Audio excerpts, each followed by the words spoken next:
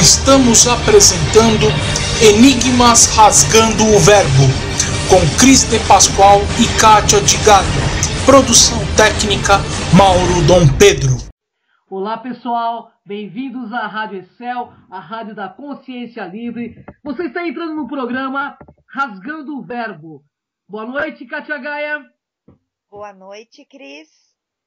Esse programa é um programa para quem sabe que o normal é ser diferente, né, Kátia? E o normal é ser paranormal, com certeza. É E mais verdade. um assunto bem interessante hoje, né, Cris? É verdade. O assunto hoje é de puro autoconhecimento e vale a pena você, internauta, prestar muita atenção, porque esse assunto vai clarear muitas coisas na tua cabeça e você vai perceber como lidar com o seu lado mais sombrio. Nós falaremos do efeito sombra, tão pesquisado por Deepak Chopra, que gerou um dos seus best-sellers e que, na verdade, não é nenhuma novidade. Pois tudo isso é matéria de psicanálise que Freud e Jung já vinham debatendo há muitos e muitos anos. A sombra, ela não é um problema a ser resolvido ou um inimigo a ser vencido, mas um campo fértil a ser compreendido. Quando mergulhamos as mãos em seu solo rico, descobriremos as sementes potentes da pessoa que mais desejamos ser.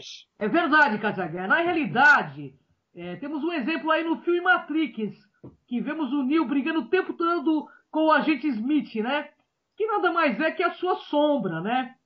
Ou seu ego siderado que nos impede muitas vezes de saber quem somos e ver os potenciais para qual fomos criados. A pesquisa sobre o contágio social é empolgante, porque respalda a noção de que, na verdade, é uma mente que coordena não apenas o modo como as pessoas captam os modismos uma das outras.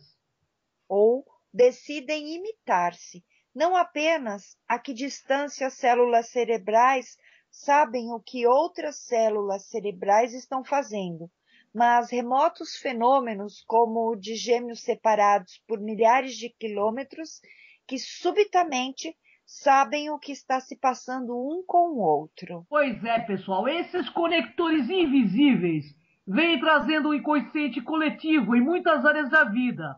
O contágio social está se transformando em notícia, porque todos gostamos de confiar em dados, embora a possibilidade de sermos todos integrantes de uma só mente desafie inclusive a religião, a filosofia e o significado da própria vida. A sombra, portanto, é um projeto compartilhado. Qualquer um pode ter participação em sua construção. Tudo o que você precisa é a habilidade de permanecer inconsciente. Pois é, você não tem experiência na ausência do contraste luz e sombra, prazer e dor, acima e abaixo, à frente e para trás, quente e frio. Se não houvesse divisões, não haveria manifestações. A consciência seria um campo vastamente árido, como um deserto. Você estaria ciente de tudo, porém de nada em particular. Deste modo, para ter uma manifestação, você precisa de energias opostas. Por isso, inimigos declarados são aliados ocultos para nos fazer acordar. Olha só, Osama Bin Laden e George Bush, por exemplo, criaram um ao outro. Na superfície eram inimigos, porém no fundo eram aliados. É um princípio genérico. Você precisa de seus inimigos para ser quem você é. Ou seja, a sua consciência fará de tudo para você despertar e usará a sua sombra para isso. O que você chama de eu, na verdade é nós, em grau muito mais abrangente do que você imagina. Então tem aí o questionamento. De onde veio a sombra? O impulso pela separação criou o contraste e a guerra entre a luz e a escuridão. Quando a separação se torna patológica, ela se manifesta como impulsos de sombra, raiva, medo, inveja e hostilidade. Portanto, a alma se sente simultaneamente divina e diabólica, sagrada e profana, santa e pecadora.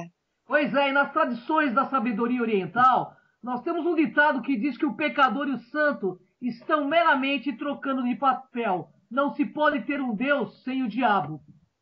O que é diabo?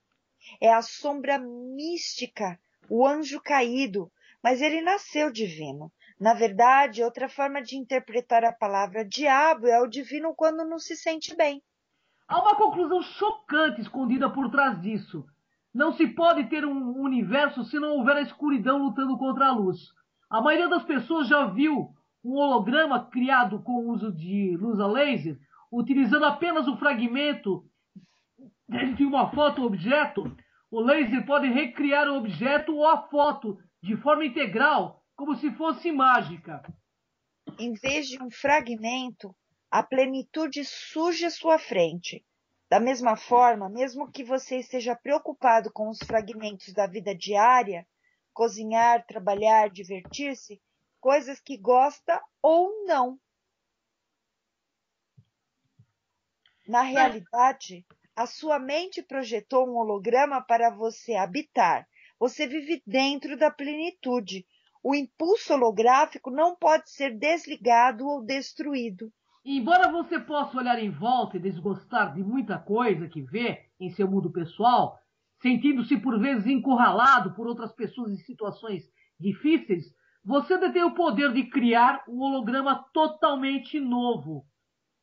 Um novo holograma implica em um novo self. O que temos aqui é uma dica para um dos mais profundos segredos espirituais: o poder de alterar a realidade. Tal poder não está disponível na superfície da vida, motivo pela qual as pessoas se sentem arremessadas de um lado para outro pelas circunstâncias externas. Então você precisa encontrar o nível da alma, onde o impulso holográfico pode criar qualquer coisa. A superioridade camufla o sentimento de fracasso ou do que os outros o rejeitariam, se soubesse quem realmente você é. Lembrem-se, você não está no mundo, o mundo está em você. A vida, no sentido da sua vida e da minha, transcende qualquer orientação de ganhar ou perder. A plenitude, ela vai além das explicações simplistas de causa e efeito. Na teia dos relacionamentos, você funciona num contexto muito maior, diz Deepak Chopra. Quando enxergar a si mesmo como parte do todo, surgirá um novo entendimento. Não há necessidade de rotular a si mesmo ou qualquer outra pessoa como parte do drama bem versus mal, certo versus errado, entendeu? Você pode trocar o julgamento pela verdadeira experiência de compaixão, amor e perdão. É essa a cura que vem de ser pleno.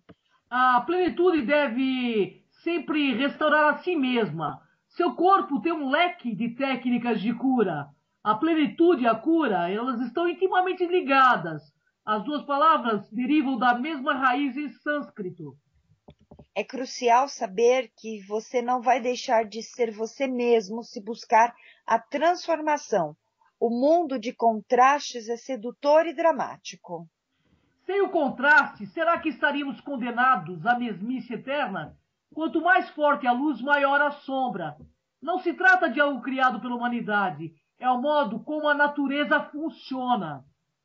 A alternativa não é praticável.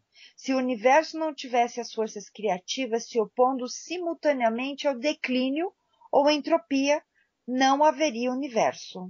De fato, precisamos dessas forças opostas, mas esse não é um argumento para a dualidade. Na verdade, é um forte argumento para a plenitude, já que é preciso uma perspectiva bem maior que isso, de ambos os lados para mantê-las em equilíbrio.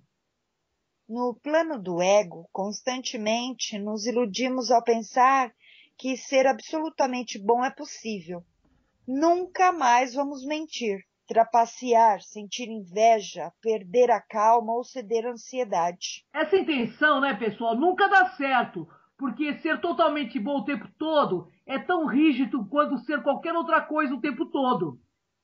Há momentos em que é absolutamente certo e saudável ficar zangado ou sentir medo. A falha no pensamento positivo é que você não pode ser positivo o tempo inteiro. É uma atitude sã lutar contra ditadores, se opor à opressão de todas as formas, dizer a corruptos que eles estão errados e por aí adiante. A vida, ela apresenta desafios vindos do lado obscuro. Não precisamos endemoniar a sombra. Ela é a fonte de quase todos os desafios que valem a pena ser enfrentados. A ilusão no qual recaímos é pensar que a vida nos força a escolher entre o bem e o mal. Na realidade, é um terceiro caminho, que é ser pleno, da perspectiva da plenitude. Você pode equilibrar a escuridão e a luz sem se tornar escravo de nenhuma delas. A oposição entre as duas pode se transformar em tensão criativa. O mocinho tem que continuar ganhando, mas é melhor o bandido não perder de vez, pois então seria o fim da história.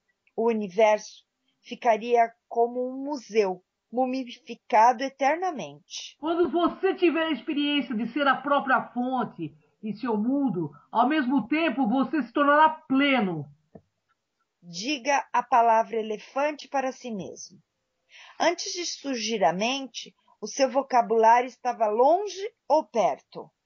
Usamos a consciência por motivos individuais, a serviço do eu e meu. Porém, você pode se localizar no tempo e no espaço sem conseguir localizar a sua consciência. E não há distância entre você e uma lembrança. Você e o pensamento seguinte, partindo da perspectiva da plenitude, entendeu? Já que tudo está sendo coordenado de uma só vez. A distância é irrelevante. O que conduz a uma conclusão empolgante é o seu potencial para a mudança também não está distante. Potencial é o mesmo que possibilidades não vistas. Ou você vê que algo é possível, ou não vê. Portanto, o impossível é apenas outro nome para o que não é visto. Consequentemente, a sombra que o faz enxergar um mundo limitado, temeroso e repleto de ameaças e possibilidades sombrias, está mascarando totalmente possibilidades não vistas, que poderiam saltar diante de seus olhos se você se expandisse além da sombra. Pois é, e no fim das contas, a plenitude é o mesmo que encontrar sua fonte. Não há divisão na fonte. Você está vivendo perto da fonte, da consciência, se as afirmações a seguir forem verdadeiras. Está em paz. Não pode ser abalado de seu centro. Possui autoconhecimento. Sente compaixão sem julgamento. Vê a si mesmo como parte do todo. Não está no mundo. O mundo está em você. Ações espontaneamente o beneficiam. Seus desejos se manifestam facilmente, sem desgastes nem esforços. Pode executar ações intensas com desprendimento. Não está visando nenhum resultado pessoal. Sabe como se render. A realidade de Deus é visível em toda parte. A melhor época é o presente. O primeiro passo é o mais importante. Não seja leal à dualidade.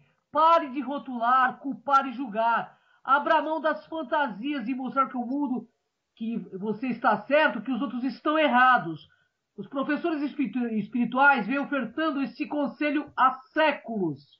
Então, pessoal, lembrem-se de que os Vedas proclamavam: você não está no mundo, o mundo está em você. E proclamam isso. É verdade mesmo, Katia H. E para encontrar amor, você tem que ser capaz de enxergar a si mesmo como alguém que pode e merece ser amado.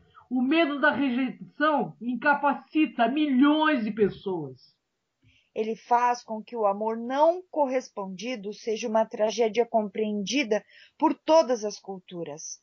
Espiritualmente, você não pode ser rejeitado, a menos que rejeite a si mesmo. Quando você rotula a si mesmo, ou qualquer outra pessoa como ruim, errado, inferior, indigno, etc., está olhando por uma lente limitada. Amplie sua visão e ficará ciente de que todos, por mais falhos, são completos e plenos no nível mais profundo. E nesse sentido, que figuras como Jesus ou Buda puderam ter compaixão por qualquer um. E vendo a plenitude por trás do jogo, da luz e da escuridão, eles não achavam nada a culpar. O mesmo se faz verdadeiro para o caminho espiritual que você segue. Conforme se enxergar de modo mais completo, terá compaixão por suas falhas, o que o conduzirá à autoaceitação completa. Já vi pessoas evoluírem rapidamente praticando uma simples meditação cardíaca, na qual se sentam em silêncio e direcionam atenção ao coração, e outras se beneficiarem pelo acompanhamento dos movimentos respiratórios de olhos fechados. Acaba-se experimentando inteiramente o verdadeiro self, algo que pode ser alcançado pela meditação com mantras, originada na Índia Védica, ou com as técnicas de meditação Vipassana do budismo, para mencionar apenas 2 métodos comprovados. Em seu caminho espiritual, você deve começar a experimentar o seguinte: a vida fica mais fácil, destituída de esforço. Você age de maneira mais espontânea. O mundo já não traz reflexos negativos. Seus desejos são realizados com mais facilidade. Você encontra a felicidade na simples existência. Estar aqui é o suficiente. Você ganha percepção própria, sabendo quem realmente é, sente-se incluído na plenitude da vida. Lembre-se, amigos, aquilo do que você anda se escondendo pode, na verdade, lhe dar o que você vem tentando encontrar com tanto afinco. A boa notícia é que todos os aspectos próprios chegam com dádivas. Cada emoção e cada traço que possuímos ajuda a indicar o caminho de volta à singularidade. O lado sombrio existe para apontar onde ainda somos incompletos, para nos ensinar o amor, a compaixão e o perdão, e não apenas aos outros, mas também para nós mesmos. E quando a sombra é abraçada, ela irá curar o nosso coração e nos abrir a novas oportunidades, novos comportamentos e um novo futuro. Tendo enfrentado os nossos demônios internos, somos preenchidos pela paz e pela compaixão na presença do lado sombrio das outras pessoas. Conseguimos perdoar e abrir mão de julgamentos degradantes e do coração ressentido. Quando verdadeiramente compreendermos nossa sombra e suas dádivas, não há dedos para apontar ou culpar os nossos pais, professores e o passado, porque a sombra é um sistema de libertação para um futuro extraordinário. Compreender como ela se formou destranca a porta para um poder pessoal enorme e uma profunda sabedoria. E para começar a compreender quanto a sombra é essencial, tente imaginar uma história sem nenhum conflito ou herói, cuja virtude nunca é colocada à prova pelo adversário digno. O herói de qualquer história não poderia existir se não fosse pelos vilões que desafiam ao longo do caminho. Se o que diz a tradição ocidental realmente for verdadeiro, que o pescador e o santo estão meramente trocando de papéis, então o conflito entre a natureza superior e inferior cria uma tensão necessária para impulsionar nossa evolução como seres humanos. Um cineasta que faz filmes cristãos subitamente fica bêbado e aos berros faz comentários antissemitas na fúria da bebedeira. Um astro do rádio que ganha vida sendo um grande comunicador, de repente faz um insulto racial que destrói a sua carreira e reputação. Uma jovem ambiciosa professora que joga fora o futuro por fazer sexo com um aluno de 14 anos. Uma estrela de cinema que pode pagar por praticamente qualquer coisa e ela é flagrada roubando em lojas. Todos esses impulsos reprimidos e escondidos que tentamos administrar são como bombas relógios esperando para explodir. E podemos ter certeza de que o efeito sombra surgirá no momento menos oportuno, quando estivermos à beira do sucesso financeiro ou vivendo um novo romance. Há poucos dias de nos aposentar ou prestes a fechar um negócio que poderia mudar nossa vida para sempre. Esses são os momentos em que sabotamos o próprio sucesso. Conscientemente ou não, quando uma escolha feita sob a névoa da inconsciência mina o progresso pelo qual trabalhamos durante anos. Uma sabotagem pessoal É a exteriorização da vergonha interna escondida nos recônditos escuros da mente inconsciente. Pelo fato de não termos tido sabedoria, coragem ou recursos para fazer as pazes com quem reprimimos por culpa, medo ou vergonha, isto é, forçado à exposição para que possamos recuperar o self perdido e voltar ao estado de transparência do self pleno. Então, eu vou resumir isso bem rapidamente. Significa o seguinte: quando nós fazemos uma censura à nossa consciência, que a gente nega ver um problema que nós temos, ou seja, a nossa consciência vai trazer algo que vai nos fazer repensar aquela atitude de uma forma ou de outra. Somente quando o comportamento autodestrutivo já não é mais um segredo, é que podemos olhar objetivamente os danos que estamos causando a nós mesmos e aos que estão ao nosso redor, e encontraremos motivação para mudar. Só após os filhos voltarem da escola e encontrarem a luz cortada é que nos dispomos a encarar o vício no jogo. É preciso ser detido no trânsito para despertarmos para o fato de que o hábito de beber está fora do controle. Pois é, quando saímos para jantar com amigos e o garçom anuncia que o cartão foi recusado, finalmente nos damos conta de que os gastos estão fora de controle. O efeito sombra surge como um potente reflexo externo do mundo interno que está perigosamente desequilibrado.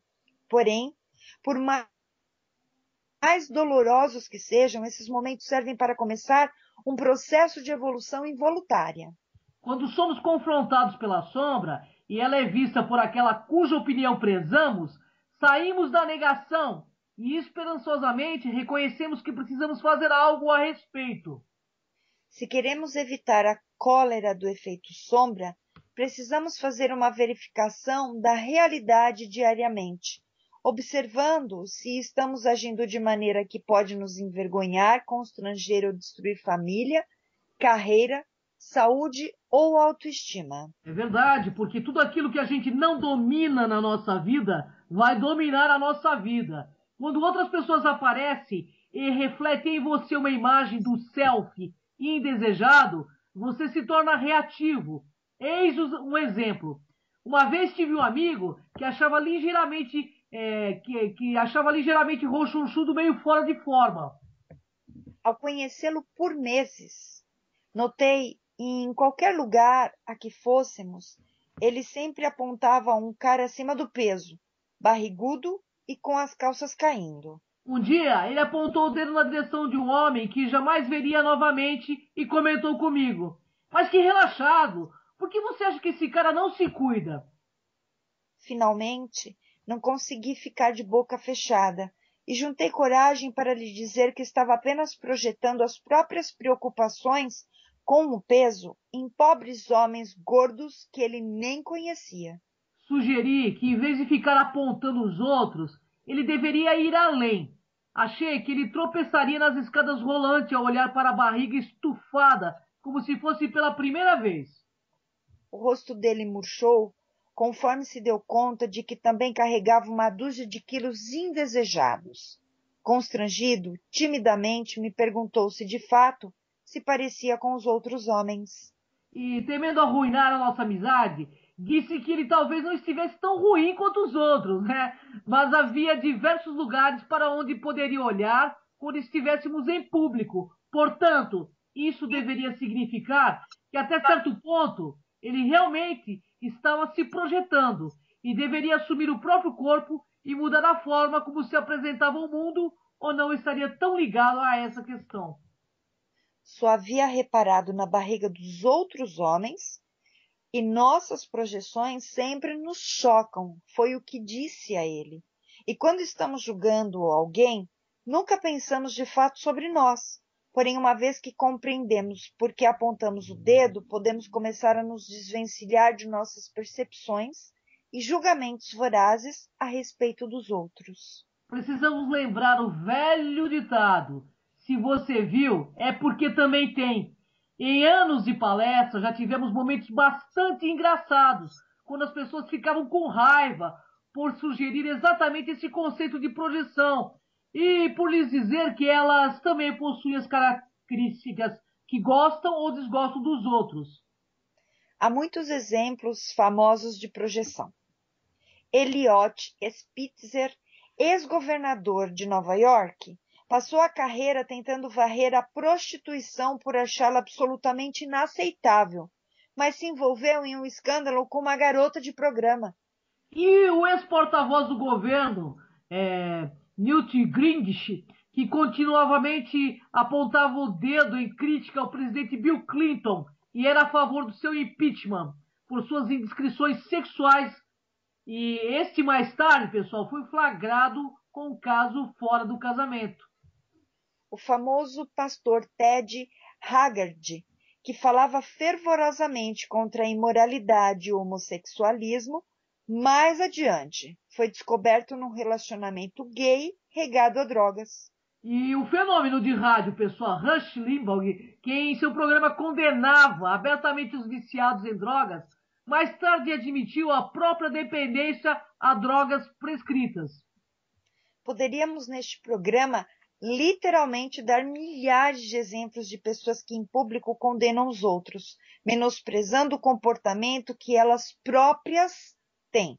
Você acha que essas pessoas realmente têm a intenção de destruir a própria carreira, humilhando-se publicamente e envergonhando a família? Era realmente a intenção que tinham, será? Ou teriam sido de fato pegos de surpresa, ficando profundamente decepcionados com o próprio comportamento? Será que o diabo me fez fazer? Não seria, na verdade, a sombra disfarçada? E aqui está o mais empolgante. Quando você entende a projeção, jamais verá o mundo da mesma maneira. E neste mundo holográfico, tudo é um espelho. E você sempre se vendo e falando consigo mesmo. É verdade, porque o outro é o anjo que nos abraça ou é o espelho da nossa desgraça, né? E se você escolher, pode olhar agora para o que o afeta emocionalmente como um alarme, uma pista para desvendar a tua sombra, um catalisador para o crescimento que lhe dá a oportunidade de recuperar um aspecto oculto de si mesmo. Cada sombra que abraçar lhe permitirá experimentar mais amor, mais compaixão, mais paz e um senso maior de liberdade. Eu me lembrei de uma cena de Batman, um Cavaleiro das Trevas, em que o Coringa está segurando uma faca junto ao pescoço do Batman. Batman o desafia dizendo: vai em frente, me mate. O Coringa, com uma expressão perplexa e retorcida, responde: não quero matá-lo, você me completa.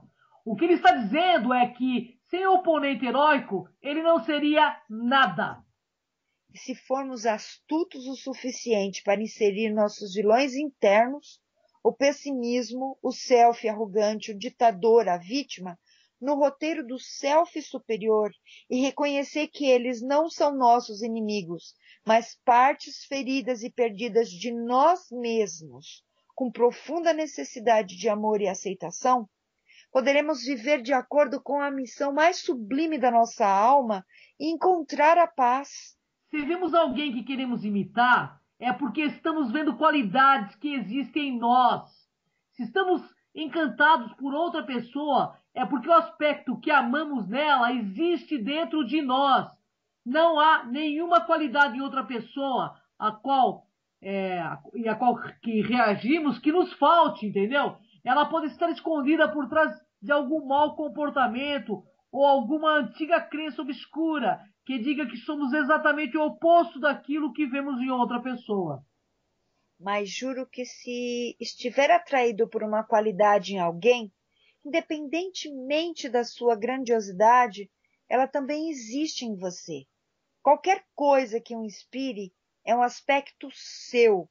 Qualquer desejo do coração existe para apoiá-lo na descoberta e manifestá-la. Se você tem uma inspiração de ser algo, é porque tem potencial para manifestar a qualidade que está vendo e o comportamento que essa qualidade fará aflorar.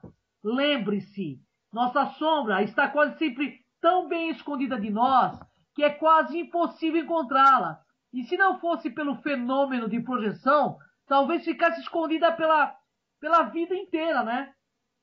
E a essa altura, você talvez seja capaz de reconhecer que a sombra, com toda a sua dor, trauma e briga, é uma parte indestrutível de quem somos. Não importa quanto nos esforcemos, jamais teremos êxito em nos livrar dela ou silenciar a sua presença. No entanto, temos a chance de decidir se queremos permitir que ela destrua nossas vidas e nos roube de vivenciar nossa grandeza, ou se vamos tirar dela toda a sabedoria e usá-la para nos impulsionar na versão mais extraordinária de nós mesmos.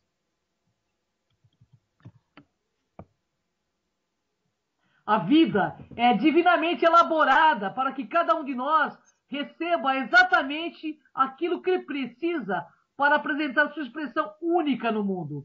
Assim como uma flor de lótus nasce na lama, precisamos honrar as partes mais sombrias de nós mesmos e as nossas experiências de vidas mais dolorosas, pois elas são elas que nos permitem o nascimento do mais belo self. E precisamos do passado turbulento e enlameá-lo da sujeira da vida humana, da combinação da nossa mágoa, ferimento, perda e desejo não realizado, misturado a cada alegria, sucesso e bênçãos, para nos dar sabedoria, perspectiva e nos conduzir a ingressar na mais magnífica expressão de nós mesmos. Essa é a dádiva da sombra. Essa verdade pode ser muito difícil de aceitar quando todas as evidências racionais apontam não somente para a realidade da sombra, mas também para a sua permanência. No entanto, o milagre da iluminação não vem de uma evidência racional. Literalmente, cai do céu, um símbolo consumado para os reinos da pura potencialidade. O potencial para a descoberta emerge quando o nosso abraço proativo da luz é maior que o medo do escuro. Nas palavras de Albert Einstein, quando falava do mundo físico, a realidade é meramente uma ilusão, embora seja uma ilusão muito persistente, dizia ele. Se uma pessoa religiosa odeia Deus, não está presente. Se um ateu ama, lá ele está. A única forma de superar a sombra é nos tornarmos nosso verdadeiro self, e o que for preciso fazer para chegarmos a este lugar é, na essência, uma experiência religiosa. Para algumas pessoas, esta é uma experiência na igreja, na sinagoga, na mesquita ou em um santuário. Para alguns, essa é uma experiência da natureza.